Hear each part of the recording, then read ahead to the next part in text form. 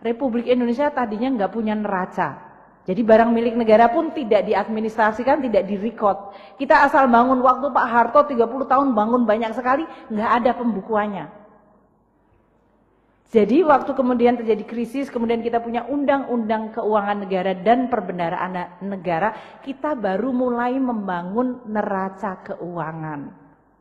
Disitulah baru kita mulai muncul, oh mari kita membukukan dan merekod. Pertama mengadministrasikan, masukkan dulu dalam buku. Karena dulu sering sekali, saya nggak tahu, Anda semuanya mahasiswa masih sangat muda. Kalau zaman kami sebagai baby boomer, saya sering sekali ada universitas bangun perumahan dosen. Itu tanahnya milik negara dibangun. Kemudian dosennya sudah pensiun, dosennya sudah meninggal, itu masih dimiliki oleh dosen itu. Tanpa kejelasan apakah barang itu dihibahkan atau tidak.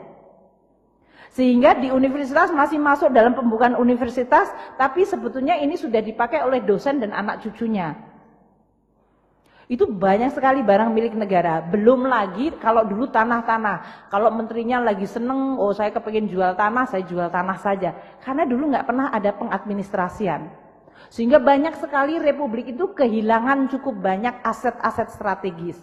Salah satu contoh yang barangkali Anda semua lihat adalah kompleks Senayan Gelora Bung Karno. Dulu Presiden Soekarno itu membangun seluruh kompleks itu sampai dengan Manggalawana Bakti, TVRI, sampai kepada Hotel Hilton, semuanya itu termasuk Hotel Mulia. Itu semuanya sampai ke Plaza Senayan, kalau Anda pergi ke Jakarta pasti pergi ke sana. Itu semuanya adalah semua kompleks milik negara, Kemayoran. Karena tidak pernah dibukukan, suatu saat terjadi tadi kerjasama, tiba-tiba swasta sudah punya title. Sehingga waktu kami memulai membuat pembukuan, Hotel Hilton itu sudah tidak ada di dalam title-nya. Kita hilang. Yang sekarang jadi Hotel Sultan. Hotel Mulia itu kita harus fight banyak sekali untuk bisa bahwa title-nya tetap punya pemerintah, tapi kerjasamanya boleh swasta. We are losing quite a lot of significant position, lokasi, hanya karena dulu republik ini nggak punya buku, nggak punya neraca. Jadi Anda semuanya yang masih baru-baru ini ya, masih muda-muda sekali.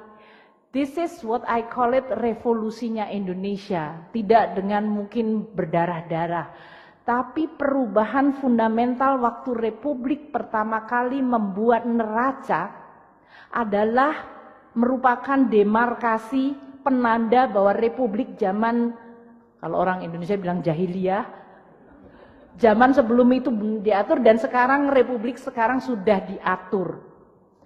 Apakah gampang? Sangat tidak gampang. Dan saya adalah Menteri Keuangan yang pertama kali, Pak Hadiat